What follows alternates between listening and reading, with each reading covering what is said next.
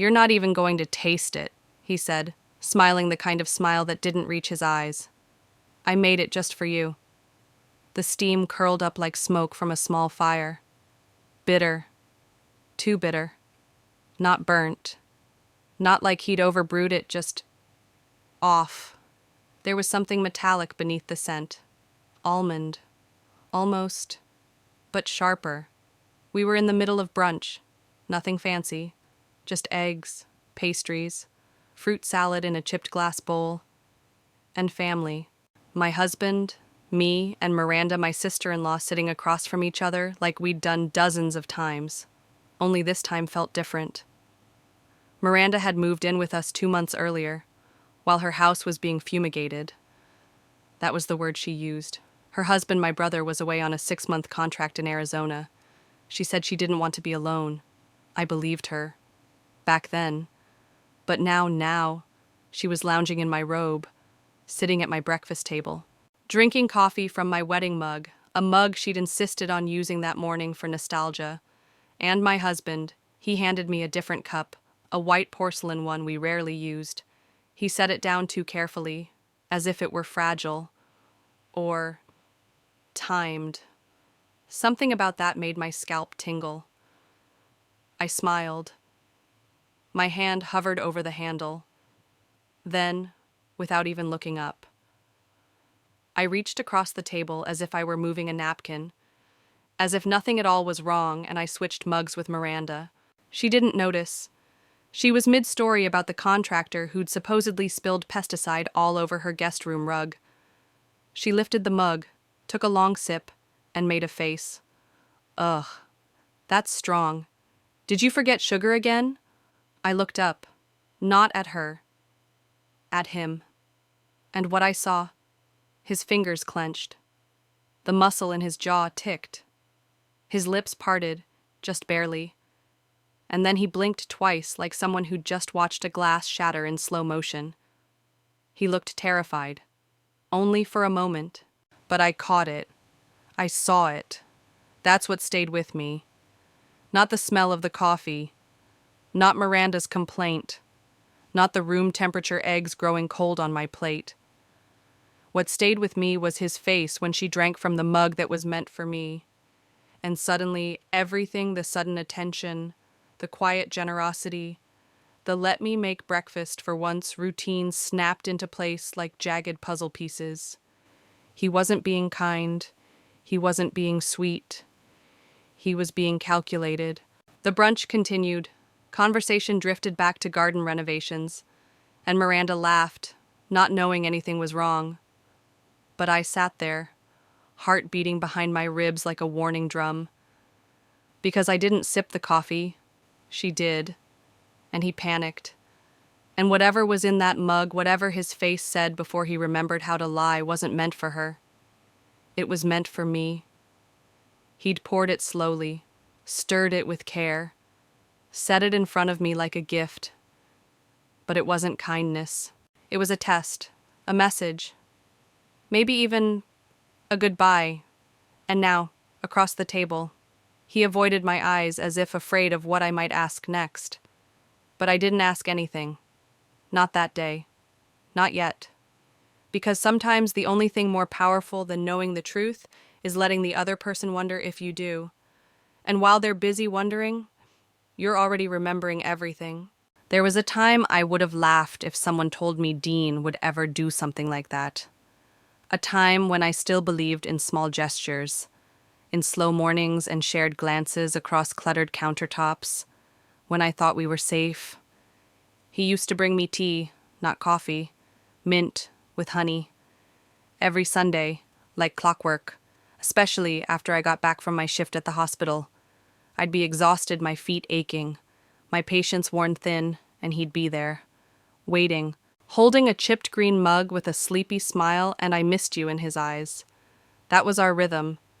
Him on early admin hours at the center, me at the hospital, tagging in and out like partners in a quiet, messy ballet. It worked. Until I stopped working.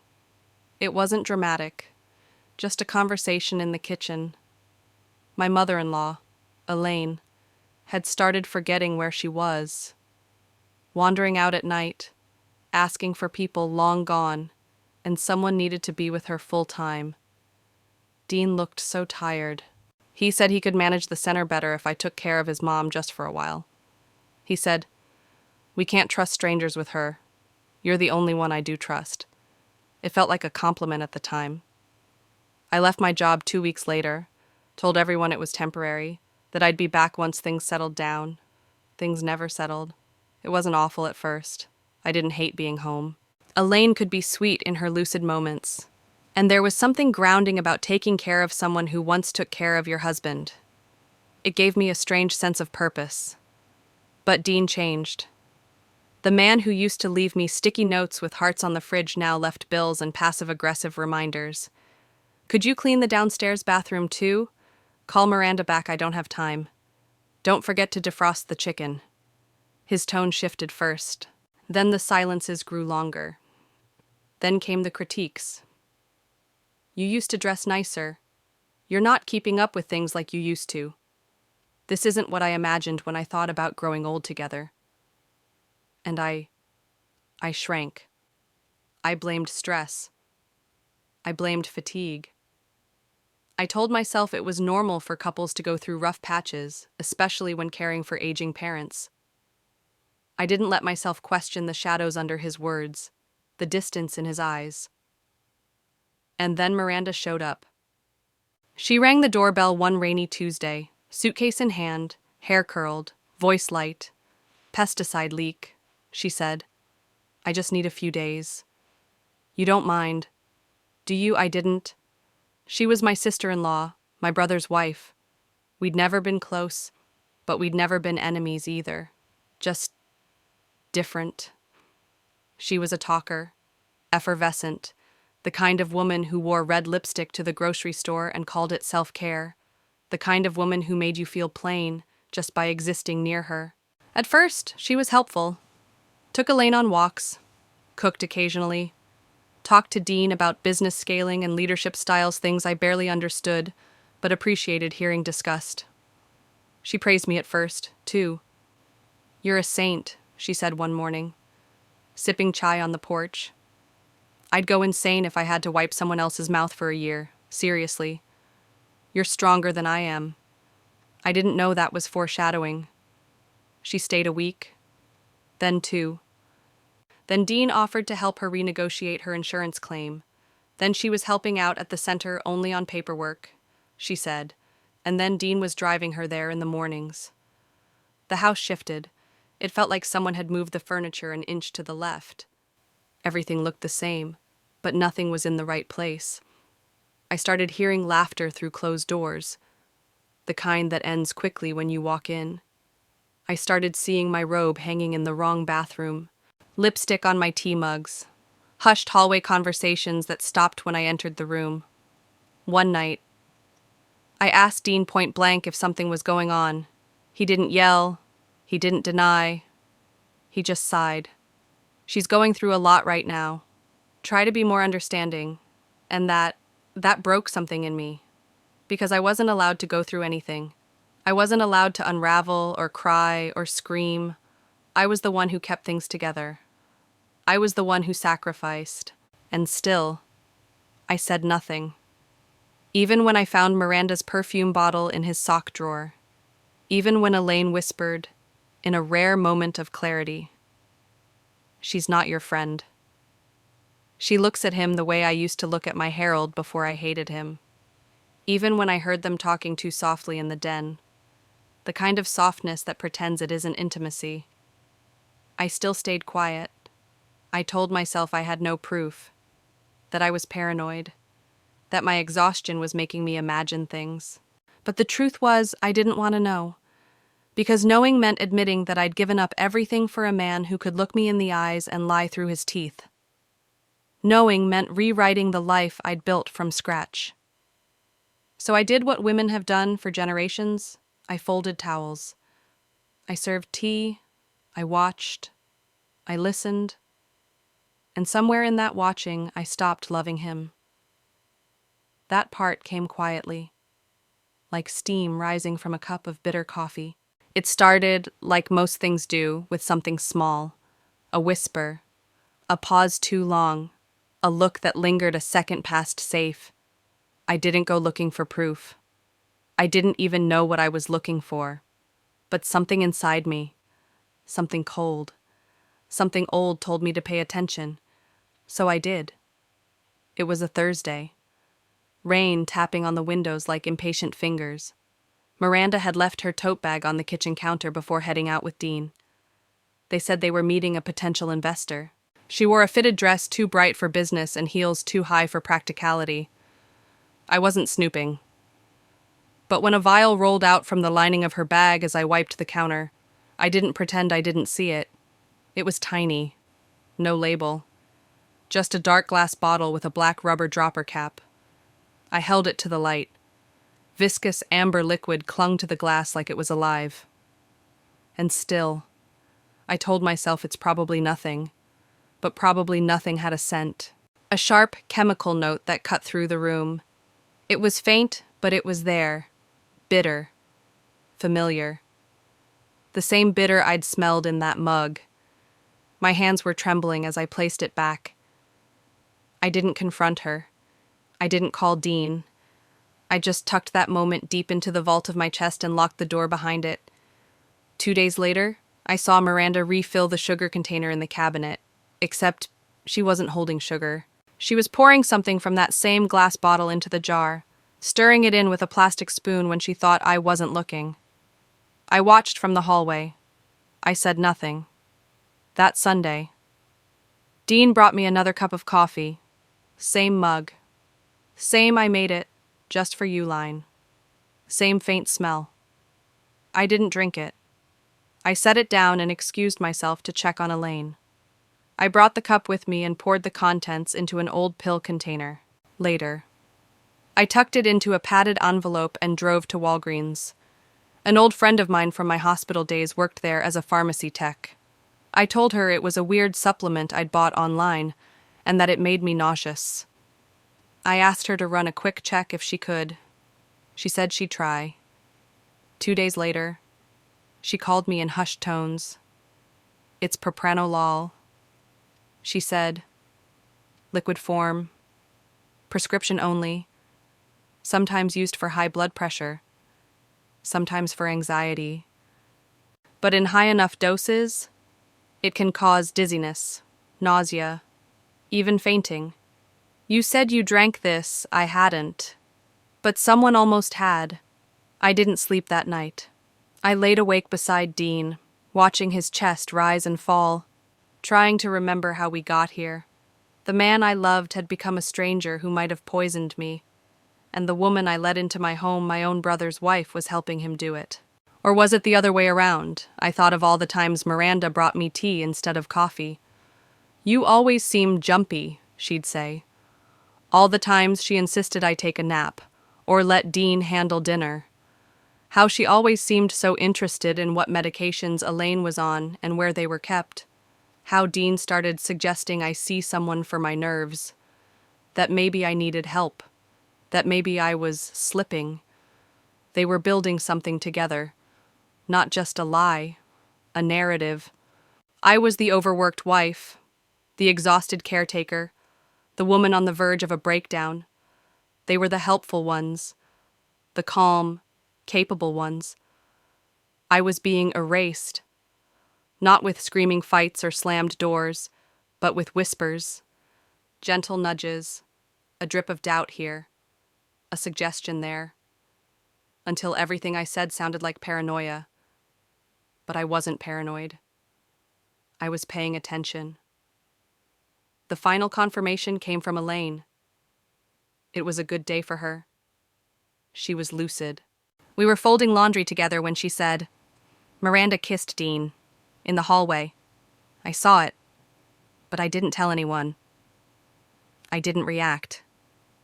She glanced up at me. I didn't think you'd believe me. I did. And I knew. I knew what I was dealing with wasn't just betrayal. It was strategy. They weren't just having an affair. They were preparing to remove me from my own life. I sat in silence that evening while they laughed in the living room over a bottle of red wine I didn't touch. They clinked glasses. Miranda wore my perfume. Dean wore that same rehearsed smile. And I wore silence. But silence isn't the same as surrender. Because while they celebrated early victory, I began making notes. Where they went, what time they left, what bottles they touched, what passwords he used when he thought I wasn't looking, who she called at odd hours. I opened a fresh notebook and started from the top. I didn't yell. I didn't cry. I sharpened. And as I sat there in the flickering light of the living room, Elaine dozing beside me, I circled a date on my calendar, the day everything would change. I didn't sleep the night before the brunch. I laid awake, staring at the ceiling, listening to the soft clinks of Miranda's heels against the hardwood as she made her way to the kitchen to prep early. I knew what she was doing. She wanted the morning to feel perfect, harmless, familiar. That's what made the contrast more satisfying. I'd chosen brunch for a reason. It was our monthly tradition, one Miranda loved claiming credit for. Casual enough to seem innocent, close-knit enough to give every word weight. And this time, it wasn't just us. Dean had invited a few friends from the center, as he called them, board members, potential donors, faces he wanted to impress. I let him set the table. I let her prep the fruit. I even let her borrow my robe again. It didn't matter, because I already knew what was in the mug he handed me. I recognized the smell now. Almond, with an edge of something else bitter and clinical. I didn't hesitate. I smiled, reached for Miranda's cup like I was confused. She didn't flinch. She was too busy telling a story about some vegan chef she met at the co-op. She lifted my cup and took a sip, then made a face. God, that's strong. What did you do to this? I didn't answer. I didn't have to, because Dean did, not with words, with a look. His expression shattered. There it was, that split second where someone's soul jerks behind their face, like an animal realizing it's been caught in a trap. It built itself. He looked at her like she'd swallowed a ticking clock. He looked at me like I was the one holding the pliers. I sat back, let the rest of brunch play out. I passed the eggs, nodded through garden talk, laughed when Miranda said she might move to Bali when all this real-life nonsense blew over. And then I waited. 2 days later, I scheduled a community legacy day at Dean's Center, a stage tour and awards ceremony, with cameras, speeches, ribbon cutting. Miranda was in charge of publicity. Dean, of course, would be the one receiving an honorary plaque from the mayor's office for dedicated service to elder care. I made sure it would be a packed room. On the morning of the event, I wore navy, the same color I wore the day Dean proposed. Something fitting for ceremony. Something that reminded him who I used to be. He barely noticed. He was too busy rehearsing his lines. Miranda flitted around in beige and pearls, giving instructions to the interns like she'd owned the place since day one. They were glowing. I was quiet. And then, just before Dean took the stage, I walked up to the podium. He looked surprised, not alarmed, just mildly irritated. I leaned into the mic. Before we begin, I said, I'd like to thank everyone for being here today. It means the world to the residents and to the people who truly care for them. I paused, then pulled a slim manila folder from my bag. I'd also like to return this, I said, turning toward Dean and holding it out with both hands. I believe it belongs to you. He didn't move, so I opened it. Inside was a copy of the toxicology report from the liquid in my coffee cup, the one I'd had tested by my friend at the pharmacy. Next to it, a high-resolution still from our doorbell camera, Miranda pouring something into a sugar jar, and beneath that, a copy of Miranda's pharmacy purchase, the exact formulation of propranolol she'd obtained, using a fake prescription pad with Dean's credentials. I didn't raise my voice. I didn't accuse. I simply laid each page on the podium, turning them to face the crowd. Dean's face turned gray. Miranda's hand went to her throat. No one spoke. I took a breath. Not for effect, for steadiness. I've stayed silent for a long time, I said. Out of trust, out of love, out of fear. But silence doesn't protect truth. It protects liars. Someone gasped in the third row. I turned to Miranda.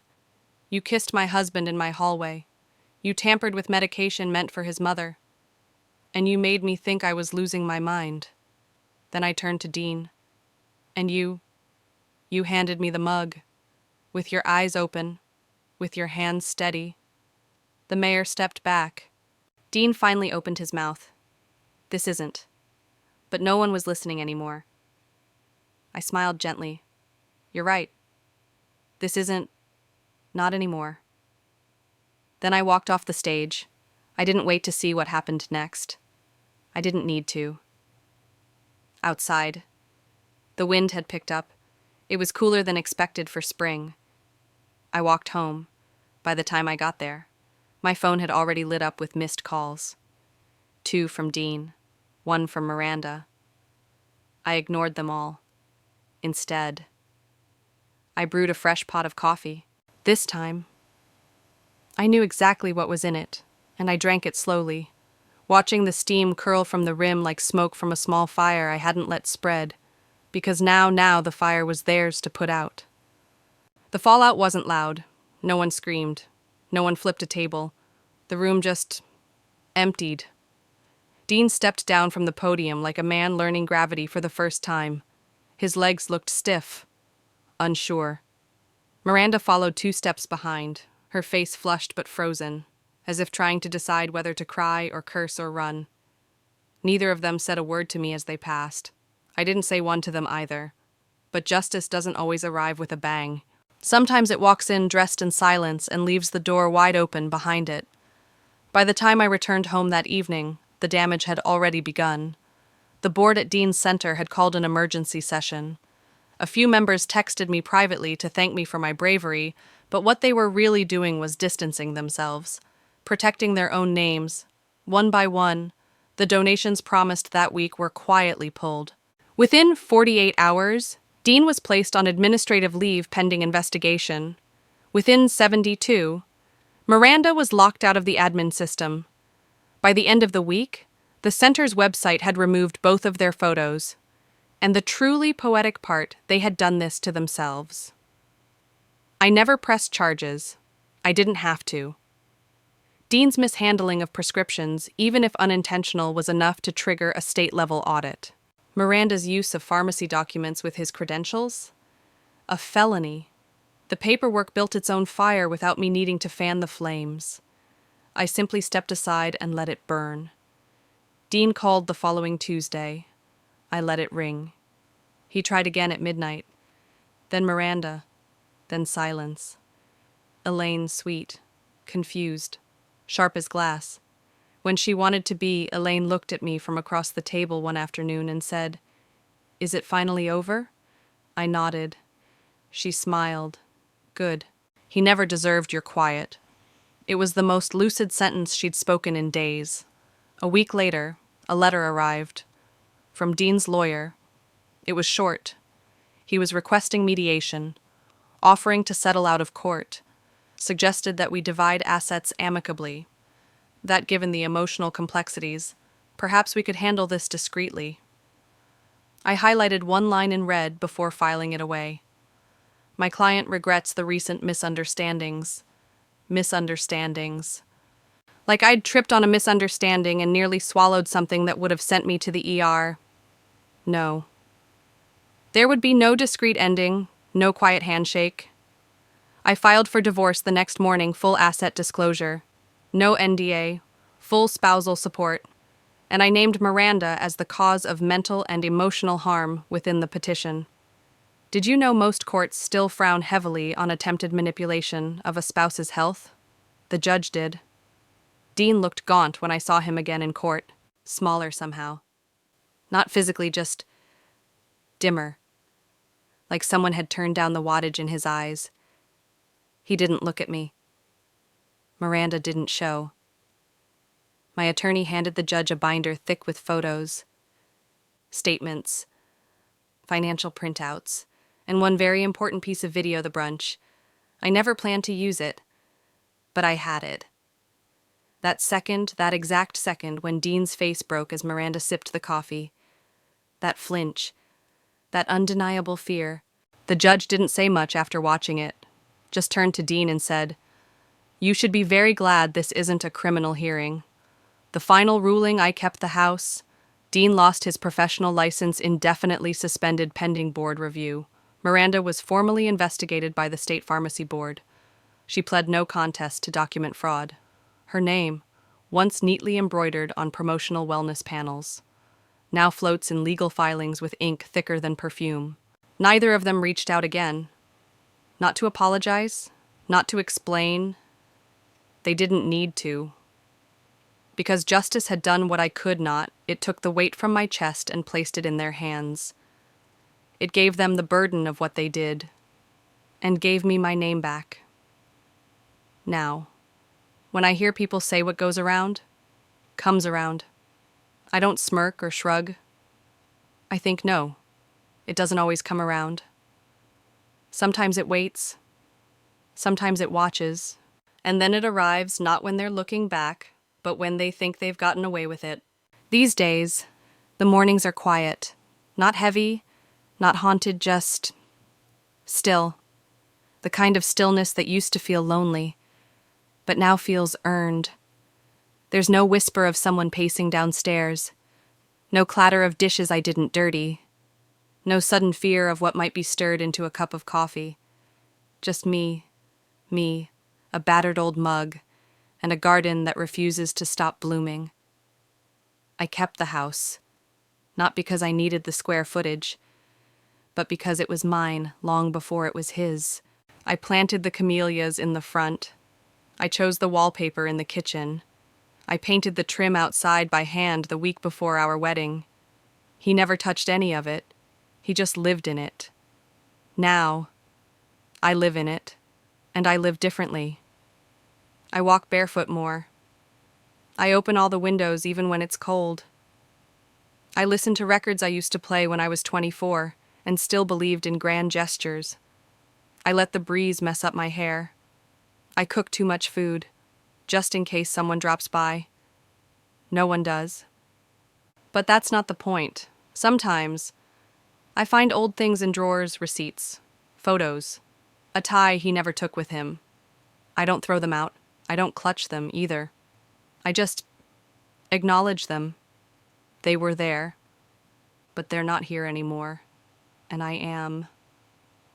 There was one afternoon, a few months after the divorce was finalized, when Elaine, bless her sharp little spirit, turned to me while we were watching a home improvement show and said, "Clear as spring water, Mom. I like you better now." I laughed. "You mean the short hair?" She shook her head. "No, your eyes are awake again." That stuck with me. Not because it was dramatic, because it was true. See, when you spend years doubting yourself, wondering if your memory is wrong, if your instincts are overreactions, if your pain is just you being sensitive, you start dimming your own light before someone else even gets a chance to do it. But when that switch flips back on, it changes everything. I don't need Dean's apology. I don't need Miranda's regret. And I certainly don't need an audience to validate the strength it took to sit through betrayal and not combust, to stand up quietly, hold the truth in my hand, and say, "This is yours, not mine." There's power in that. There's freedom. Maybe you're watching this now and thinking about your own version of a mug across the table, the thing that looked innocent until it didn't. The moment that made your stomach twist, your hands sweat, your voice catch in your throat. Maybe your betrayal wasn't brewed in coffee, but whispered through phone calls, or carried on the scent of someone else's cologne. And maybe you're still holding the cup. If so, I want you to hear this. You are not crazy. You are not weak. You are not too much. You are awake. And now that you are, you get to choose. You don't have to yell. You don't have to prove. You don't even have to explain. You just have to move. One small step at a time, one page turned, one drawer cleaned out, one window opened to let the air back in. Because healing, it isn't a finish line. It's a rhythm, a quiet song that plays in the background of everyday life while you make your own coffee, wear your own robe, sit in your own chair, and know deep in your bones that you are enough. Always have been, always will be. So if this story reached you at just the right moment, let it sit with you, let it echo, and when you're ready, tell me. Have you ever felt something like this? I'd love to hear your story below.